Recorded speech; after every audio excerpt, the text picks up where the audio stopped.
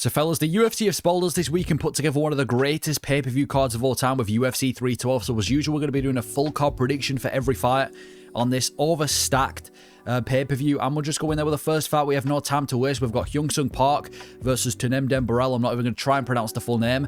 I'm going to go with Hyunsung Park to win this one by decision. I think he's a really good prospect in the bantamweight division, is Hyunsung Park. He's got really good striking, but most importantly, he's grappling as well. He's a really good submission artist from the Contender Series. I mean, if you look at his record right now, he's on a complete tear of just stoppages in the first and the second round with a bunch of submissions and a couple of knockouts as well. So he seems to be in a bit of a tear. And he's a good prospect, is Hyunsung Park. So I'm going to pick him to win by decision. When it comes to Tumendemberel, he's also got decent submissions, but I feel like what separates the two of them is the striking. Hyunsung Park has this like really dangerous pressure walk forward striking, and it's worked. He recently got a finish with it as well, rather than his usual submissions. Whereas you look at Tumendemberel, he's not a bad striker, but I don't think he uses his range to his advantage. And I think simply the better striker out of the two of them is Hyunsung Park. So I'm going to be picking him to win this one by decision.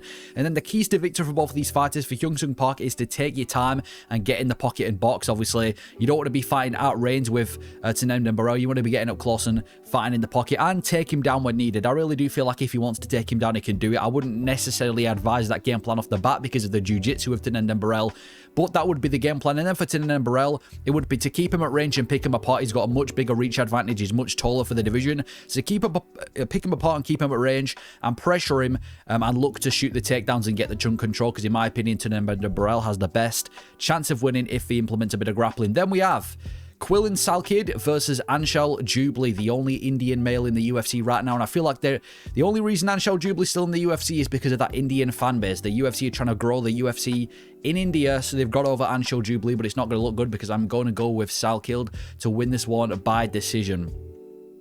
Yeah, I'm going to go Salkilld. Anshul Jubli, he's a decent grappler. He's shown decent grappling, but I just think he's a massive... I just think he lacks a lot, especially on the feet. I mean, you look at him against Mike Breeden. He was winning the fight, and then Breeden just decides to fight, and he ends up losing the rest of the fight. Even though he is quite technical on the feet, he's Anshul Jubli. He's got the basics down.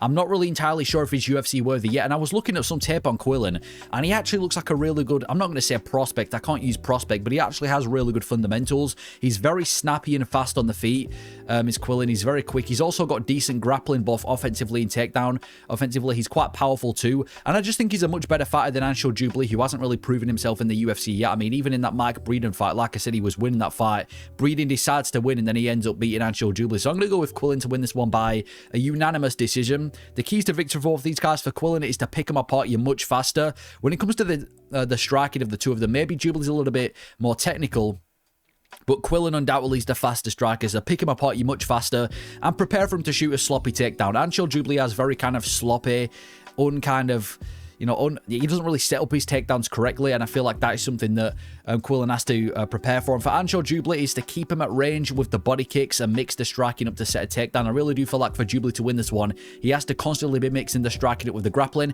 and avoid clinching because he's stronger. Jubli's not that strong of a fighter, and I've liked the clinch work so far of Quillan, so avoid the clinching. He's stronger, but I'm going to go with Quillan to win this one by decision. Then we have quite a decent fight. Jousset versus Jonathan Micallef. Jousset was once a big prospect in the middleweight division, training with the likes of Israel Adesanya at City Kickboxing. He's got a decent striking level. He's a decent kickboxer, nothing crazy on the feet. He's got good snappy kickboxing, but he is a very grappling heavy guy. Comes from a judo background, likes implementing the grappling. He's a very well-rounded fighter. As Jousset recently got overwhelmed by Bryan Battle, which isn't to be shamed when it's your third UFC fight and you're taking on Bryan Battle. But he's got the fundamentals down. Micallef, he's got good grappling. He's got good grappling, good pressure grappling that he's shown in the UFC so far. But he does have very sloppy striking, and I feel like what kind of... I'm going to go with Jousset to win this one by decision, because I feel like what kind of takes the two of them apart is the striking. When it comes to grappling, I could see either of them having success. I could see Jousset tripping Micallef. I could see Micallef potentially taking down Jousset, but I feel like it's going to be a stand-up fight where Jousset just kind of picks him apart. He's got good striking, does Jousset. Like I said, nothing crazy, but I just think he's a much better striker compared to Micallef, and he's going to be with a unanimous decision, especially, like I said, being at a gym like City Kickboxing, which specializes in elite kickboxing and good takedown defense. So I'm going to go with Jousset to win this one by decision. He's still a good middleweight prospect, even after losing to Bryan Battle. Bryan Battle's probably one of the better unranked welterweights right now, so that's not really to be shamed. I mean welterweight, by the way. I keep saying middleweight prospects. I mean welterweight. And for Micallef, I just think he lacks too much on the feet, and this is his first fight in the UFC, and he's taken on Kevin Jousset. The keys to victory for both of these guys: for Kevin Jousset, use your grappling skills and the city kickboxing takedown defense to keep the fight standing. I know I've said this before, but city kickboxing produces a gym full of guys with really good takedown defense, so I feel like for Kevin Jousset, keeping the fight on the feet would be the best key to victory, and rough him up on the feet. Much better striker, you can afford to take risks. And for Micallef, it's to not be patient with him, pressure him, don't have a technical kickboxing match, constantly pressure him, keep him on the back foot, and make it ugly if you have to, and aim to grappling and take him down, because that's really the only chance of Micallef. But I'm going to go with Kevin Jousset by decision. Then we have Cody Steele, who has a very jiu-jitsu heavy background, taking on Rongzhu, the much more experienced guy. I'm going to be going with Cody Steele to get a knockout in the first round. Cody Steele is a very promising guy. In the UFC, in the lightweight division, he's a very promising guy. He's got very heavy hands, does Cody Steele. Very explosive kind of striking style where he's got knockout ability. But he's an even better grappler. In fact, he comes from a grappling background. He's had like nearly 50 grappling matches now, and the majority of them is him winning by submission as well. He's a very good grappler, is Cody Steele. And on top of that, like I just said, he's got the striking to back it up as well. So he's a good prospect. Going to be taking on the much more experienced Rongzhu. But I'm picking him to win this one by KO in the first round. Rongzhu, he's not a bad stand-up fighter, but he couldn't even get past the Contender Series. He couldn't get past his UFC debut with a stand-up. And even though he has got submission ability, I don't think it's anywhere near as advanced as Cody Steele. I mean, we've seen Rongzhu get submitted a couple of fights ago. So I'm going to go in with Cody Steele to get this one by knockout in the first round. I honestly think Cody Steele can win the fight anywhere the fight goes. I could see him pulling off a submission with the jiu-jitsu experience that he's got, because I can see Rongzhu kind of shooting a takedown when he panics. But I could also see Cody Steele backing up against the cage, landing a big shot and knocking out Rongzhu to get the knockout win. And that is what I think is going to happen. I can see them both exchange on the feet, and Cody Steele gets the knockout in the first round. And you've also got to take into account that Rongzhu is going to be waiting for the takedown. It's going to keep him guessing. I'm going Cody Steele by knockout in the first round. Now, the keys to victory for Cody Steele, it is to pressure him and crack him on the feet. That tends to work best for Cody Steele. Mix up the takedowns occasionally. Like I said, he has got a very heavy grappling background, so you want to mix them up to keep him guessing. And if worst comes to worst, if somehow Rongzhu starts piecing him up on the feet, just maul him with the grappling. You're a much better grappler. You come from a grappling background. That's your bread and butter, if anything. So I just think he can really pick where he wants to win this fight, whether it be the stand-up, whether it be the grappling. But I would start off with the stand-up. And then for Rongzhu, it's to look for submissions.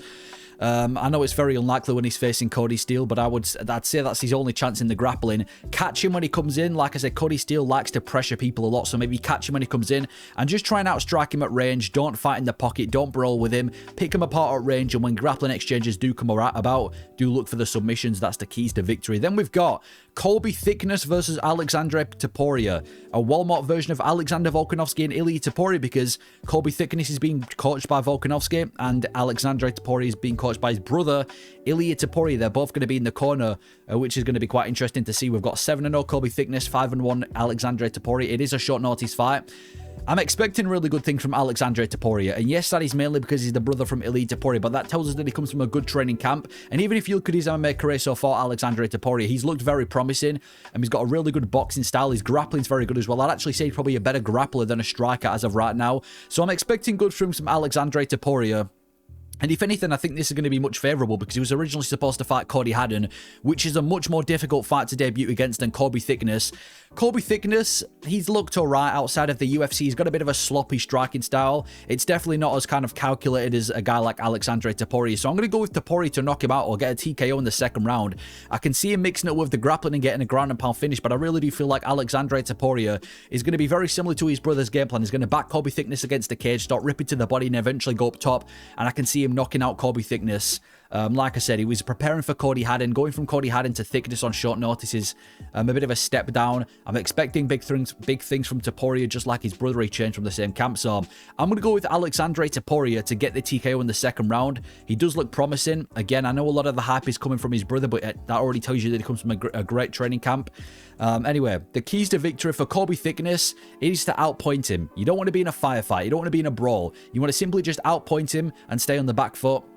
Stay at range, picking him apart. Don't let him back you against the cage. Don't let him obviously get up close. And avoid initiated grappling. You're very likely to get out grappled, so don't initiate any grappling. If anything, avoid the grappling exchanges that Aleksandre Topuria is going to bring, because that's where he's got the best chance. And for Topuria, it's to pressure him against the cage and land the shot. That is mainly stolen from the fact that that's what Ilia Topuria does really well, and I'm expecting Aleksandre to have a very similar game plan. Capitalize on his weird style. Thicknesse has a bit of a weird striking style, so capitalize that, bit of technical guy and knock him out. And change levels. I feel like the best chance for Topuria to win is to change levels at that first round. I mean, you never know how good the submission game could be, and even then, if you do change the levels, it's going to keep him guessing. So that would be the keys to victory, but I think Ilia Topuria's brother Aleksandre is going to have a successful UFC debut and get a TKO victory. Then we've got Cong Wang versus Bruna Brasil. Cong Wang, she was once a massive win MMA prospect, lost her recent fight, but she's still a fan favorite. I mean, you can't not like Cong Wang. She's got a bit of a personality. She comes from Raw to the UFC. She's got a really good submission game, but she's very powerful on the feet as well.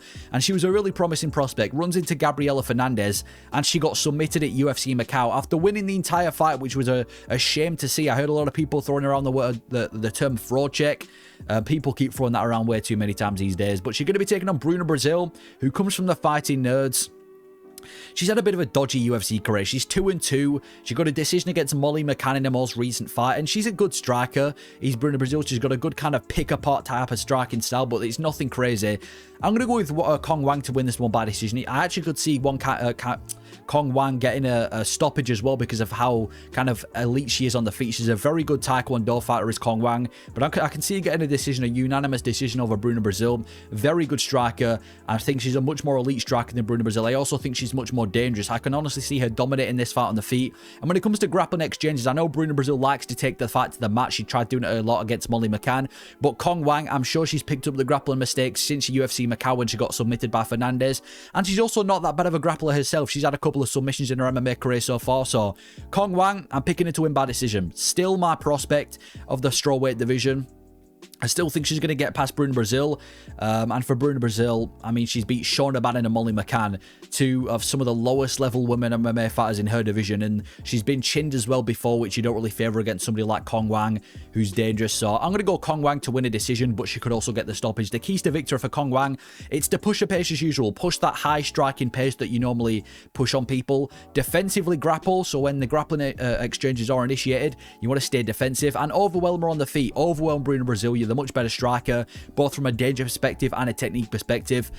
It's bread and butter on the feet for Cong Wang. And then for Bruna Brasil, it's to come into this with a grappling heavy game plan. Against Molly McCann, she kind of mixed up the grappling with the striking, and that kind of worked, and I feel like she should do this in this fight, but especially with a grappling heavy game plan. And don't enter a dogfight. Don't enter a back and forth fight with Cong Wang like a lot of her opponents tend to do. You don't want to be in a back and forth fight with her. You're going to get chinned. So try and keep it you know, very simple with the striking, but try and grapple. And if you are going to grapple, mix it up with the striking. But I'm actually excited for this fight. It's a good step down for Cong Wang, but it's also not an easy fight when you're facing somebody who can also strike in Bruna Brasil. But that's the keys to victory. Then we've got Tom Nolan versus Borschev. This is a good fight in the lightweight division. Two kind of, I don't want to say scary strikers, but two pretty good kickboxers. They both kind of struggle with grapplers, and I feel like putting them against each other is a decent fight. It's a tough fight to pick though, because on one end you've got Borschev, who's a very dangerous kickboxer, who's displayed that multiple times, and then you've got Tom Nolan, who's also a pretty dangerous kickboxer as well. Is actually used to be a big prospect in the 155 division. But I'm going to go with Borschev to get a KO in the third round. I know a lot of people are going with Tom Nolan, but I actually favour Borschev winning this one by some sort of a late stoppage. I'm a big fan of Borschev. You look at most of his losses, or most of the fights where he struggles, it's because of grappling. Heavy grappling guys like Mike Davis or Chase Hooper, who he got absolutely dominated by, it tends to be heavy grapplers who he loses to. But when you put him against a striker or just somebody who hasn't really got this dominant grappling style, he tends to have a lot of success on the feet, and he tends to kind of pick these guys apart. And you look at guys like Tom Nolan, he's very hittable on the feet. I mean, he was hittable when he faced Alex Reyes, who he was supposed to completely get rid of in that fight. He faced Alex Reyes, the brother of Dominic Reyes, and that was supposed to be a layup, and he made it competitive. He's also been chinned before in the UFC, quite brutally, and you put him in against a powerhouse of a kickboxer in Borschev. I feel like I can see them having a bit of a striking exchange in that third round, or Borschev just picks apart Tom Nolan, and eventually he lands on the chin of Tom Nolan and knocks him out. So I'm going to go with Borschev to win this one by KO in the third round. Very good kickboxer, powerful guy as well, and unless you're a D1 grappler, unless you're one of the best grapplers, maybe not one of the best, but unless you're a really heavy grappler, it's going to take a lot to beat Borschev. Tom Nolan, good striker, still quite underexperienced. in the UFC. I don't know how he does against Borschev.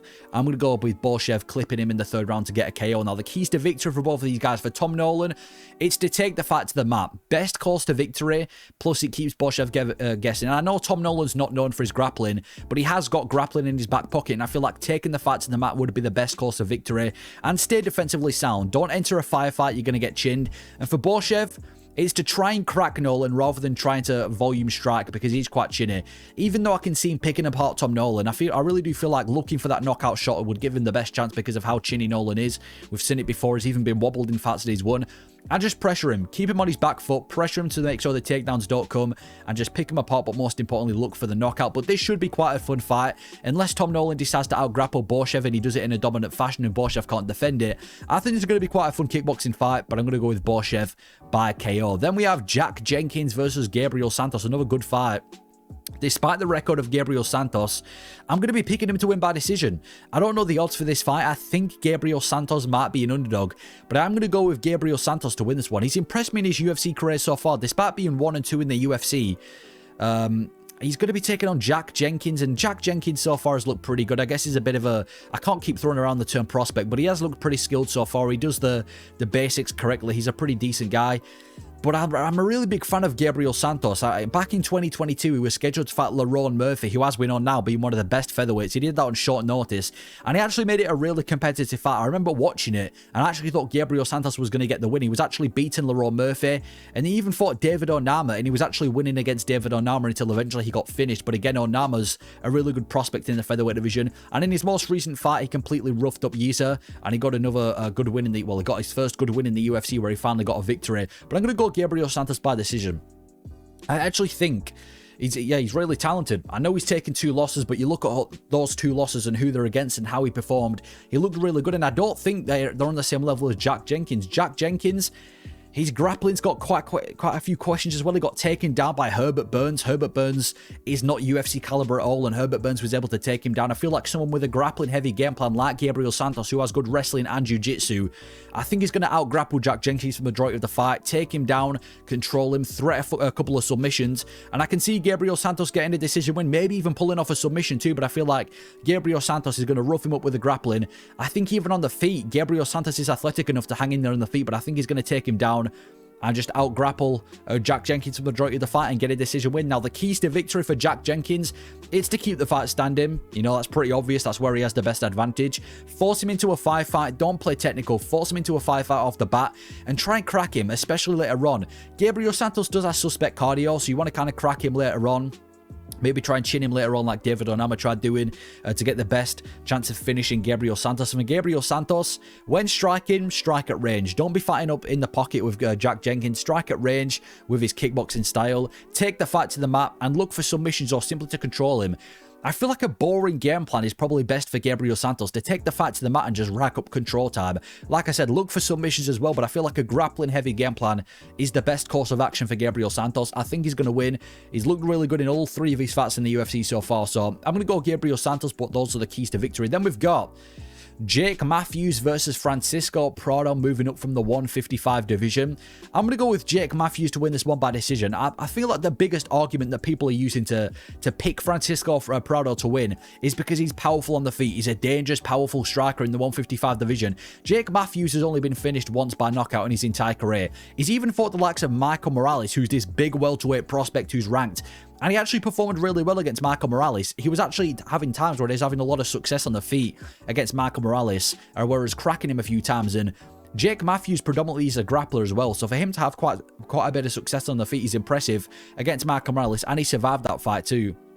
So I don't think Francisco Prado is going to be this really dangerous guy for Jake Matthews. And on top of that, Jake Matthews has a very grappling-heavy style that I think he's going to be able to initiate in this fight. He likes to take the fight to the mat and threat the submissions as Jake Matthews. That's his bread and butter, despite striking a lot. So he's very well-rounded. And we've seen Francisco Prado struggle with grappling before. When he faced Jamie Mullarkey was able to give him a lot of issues with the grappling. So I feel like this is a pretty good fight for Jake Matthews. I think he has not necessarily the edge on the feet, but I definitely think he can hang in there on the feet. And with with the grappling, it's only going to make his striking more effective. It's only going to give him another cost of victory. So I'm going to go Jake Matthews to get a decision here.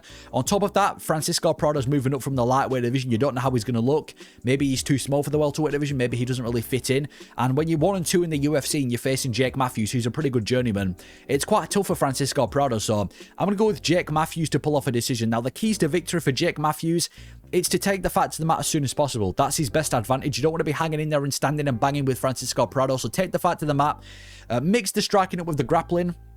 Like I said, Jake Matthews, he's by no means an elite striker, but he does have striking in the back pocket. So mix it up with the grappling, keep Francisco Prado guessing, and volume strike, but be cautious. I feel like just, volume striking against somebody like Francisco Prado, who's going to wait to load up, but do be cautious because of the power of Prado. And for Prado, it's takedown defense early on. Look for the takedowns of Jake Matthews, get the respect early on, walk him forward to minimize the effectiveness of the grappling, and just look for the knockout. I really do feel like the only chance Prado has of winning this fight is if he can crack Jake Matthews. If he doesn't crack him with a big shot on the feet, I really don't see him winning this. I'm going Jake Matthews by decision. Could even pull off a submission, but I think Jake Matthews' decision is the best chance that he's got of winning this fight. Then we've got a fight between two light heavyweights. Former prospect who's fallen off in Jimmy Crute against still a prospect to be fair, in Rodolfo Bellato.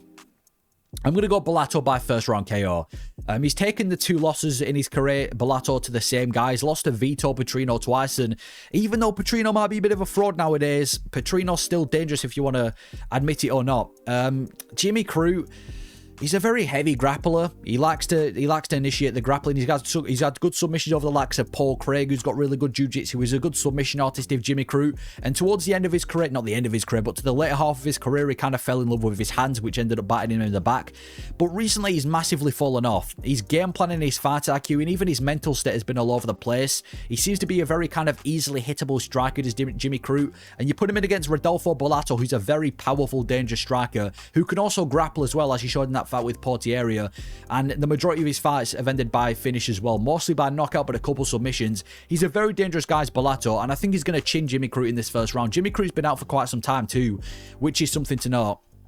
I think Jimmy Crute's going to walk forward with that heavy pressure style, try and shoot takedowns. I don't think he takes down Bellato. Bellato's got good grappling, and I can just see Bellato chinning Jimmy Crute in the first round.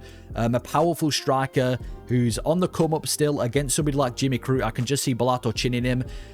Doing a lot of roughing up in the clinch. So I'm going to go with Rodolfo Bellato to knock him out. I think it's a really bad matchup for Jimmy Crute. You want to come back against a bit of an easy fight on the layoff, someone who's very winnable, and you put against 12-2 Rodolfo Bellato, who's got 11 finishes, can also crack, can also get the submissions too.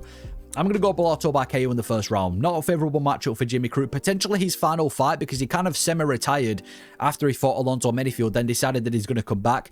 The keys to victory for both of these guys, for Jimmy Crute, it's to stay cautious on the feet but counter on Bellato. Now, Bellato, I will say, as dangerous as he is quite hittable. So I think Jimmy Crute should stay cautious, but also counter him and take the fight to the mat if needed. He comes from a grappling background. That's his best advantage, getting a submission over Bellato. So if he gets overwhelming on the feet, your next course of action is to take the fight to the mat. And for Bellato, it's to engage in a dogfight. Force Jimmy Crute in a dogfight so he can land on that chin.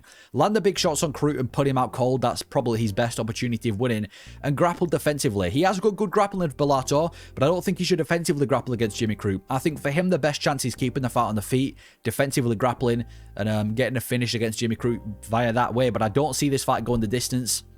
Another fight that I don't see going the distance is Justin Tafa versus Talishan Teixeira. Kind of crazy how this is the featured fight of the night. A Contender Series fighter in the heavyweight division is the featured fight of the pay-per-view. We've got Justin Tafa 7-4 taking on Talishan Teixeira. Talishan Teixeira, very dangerous striker. He's shown it on the Contender Series, very long, dangerous striker. And he's going to go against Justin Tafa, who's a bit of a counter striker in the heavyweight division. Very powerful, wild striker. And if he chins you, he's a very dangerous guy, Justin Tafa. But I'm going to go with Talishan Teixeira to go knock him out in the first round. I'm a big fan of Talishan Teixeira. I think he's one of the best heavyweight prospects we've got right now. He's a very quick kind of striker, good fight IQ, and very dangerous as well. Long, rangy for the division. I'm not saying he's like the next Sergey Pavlovich, but he's long, rangy, and powerful in the heavyweight division, and he's quite athletic, which is what you want from a heavyweight prospect. And he's good against Justin Tafa, who isn't that talented. Justin Tafa's a good counterpuncher, I'll give him that. But you look at the guys he's beaten: Austin Lane, NFL player; Parker Porter, hasn't been in the UFC for 2 years; Harry Hunsucker, He hasn't even really beaten any of today's modern heavyweights. He's also coming off a loss to Carl Williams as well. So I really do favour Talishan Teixeira in this fight. It is a step up in competition. It is a dangerous guy. I could see Talishan Teixeira getting chinned, but I think for this fight, Talishan Teixeira is going to pick Justin Tafa apart, get that big shot on Justin Tafa, and get the finish in the first round. He's also not the most active fighter is Justin Tafa compared to his brother. So Talishan Teixeira, first round KO. He's a good heavyweight prospect, and I really do feel like he will be ranked one day. I mean, when you've got the likes of Dontel Mayers in the rankings, Talishan Teixeira, a win over Justin Tafa, he's probably not that far. Now, the keys to victory for Justin Tafa, it's to look to counter him and knock him out as he comes in with his wild style. He has a bit of a wild, kind of rushy style, does Talishan Teixeira, so look to counter him and KO him as he comes in, and stay defensively sound and don't brawl. I know Justin Tafa kind of likes brawling. You don't want to be doing that against Talishan Teixeira. He's got the much longer reach. He probably hits harder too. Maybe he doesn't hit harder, but he's definitely the more, advanced striker, so don't brawl with him. And for Talishan Teixeira, high pace off the bat, force him into a dogfight, but also pick him apart at range. Much longer guy, much taller guy, he's huge for the heavyweight division, so pick him apart at range, and be careful for the counter punches of Justin Tafa. He does have a mean counter punch, but also just run through him. Like 2022 Sergey Pavlovich against the heavyweight contenders. Run through him with a little bit of caution, and I feel like that's the best key to victory for Talishan Teixeira. Then we've got the co-main event. Zhang Weili versus undefeated Tatiana Suarez. Actually an interesting women MMA title fight. I'm glad they didn't end up doing like a Valentina Shevchenko main event or a Juliana Pena main event. This is actually probably one of the most exciting women MMA title fights we've had in a while. But I've got to go with Zhang Weili by decision. I can't pick Zhang Weili to lose. There's not a single fighter on the roster right now who I would pick to beat Zhang Weili, in the women's divisions at least. I'm going to go Zhang Weili by decision. She's the most dominant women MMA fighter.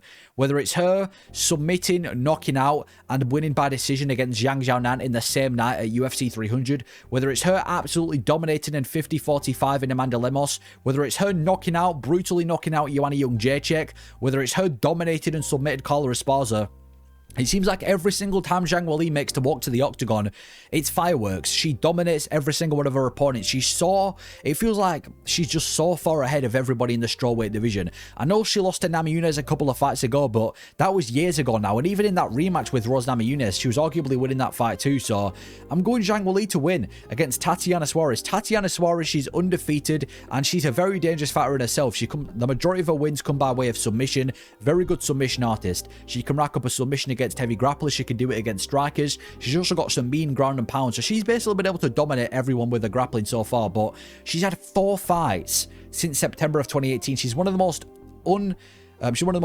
inactive kind of contenders right now in the entirety of the UFC. She's fought 4 times since September of 2018. She constantly pulls out of fights. She barely makes the walk to the octagon, and now she's taken on the most dominant women MMA fighter of this generation in Zhang Weili.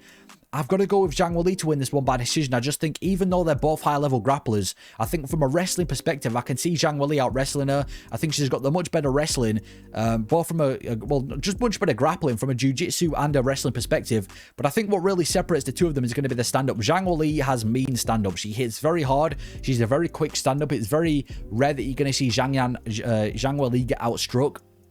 And Tatiana Suarez, even though she's not a bad striker, she's nowhere near on the same level as Zhang Weili. I think this fight is going to take place on the feet. I can see Tatiana Suarez trying to initiate the grappling, which she doesn't manage to get. And I could just see Zhang Weili eventually just battering Tatiana Suarez on the feet. And on top of that as well, Tatiana Suarez, she's had 4 fights since 2018. How is her stamina going to look in a 5-round fight against Zhang Weili, who's gone 5 rounds multiple times and has looked good in all of those 5-round fights too? I think the stars are aligned for Zhang Weili to get a win. She could even get a late finish against Tatiana Suarez, because I really have questions about how her stamina is going to be. But I'm going to go with Zhang Weili to win a decision. Now, the keys to victory for Zhang Weili, it's to constantly mix the striking with the wrestling.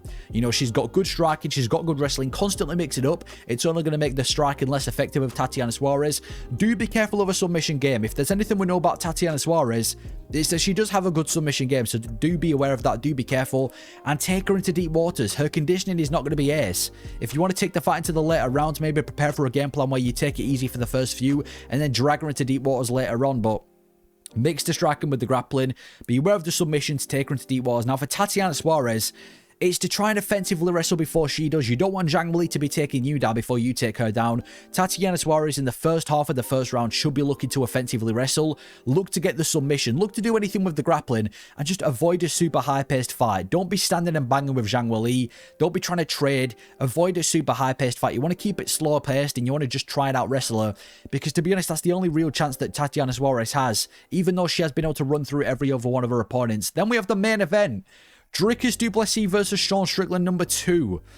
Obviously, the first fight around, it was a very close fight. Dricus du Plessis did really well. Sean Strickland did really well. It was a back-and-forth fight across 5 rounds where Dricus du Plessis pulled off quite a close decision. Some people named it a robbery. I thought the rightful guy won, but it was still a very close fight. Now, since their fight, Sean Strickland has won a decision over Paulo Costa, and Dricus du Plessis has submitted Israel Adesanya in a title fight. I'm going to go with Dricus du Plessis by decision. I don't think it's impossible for Sean Strickland to win, but I just don't see why anybody, since looking at their first fight and what they've done since their first fight, would pick Sean Strickland to beat Dricus du Plessis. I feel like Dricus is improving at a much faster rate than Sean Strickland. I mean, if you look at all of his fights since the Darren Till fight, he's constantly improving. You look at him against the likes of Derek Brunson, how he was this sloppy, terrible grappler. He couldn't strike to save his life. He kind of just...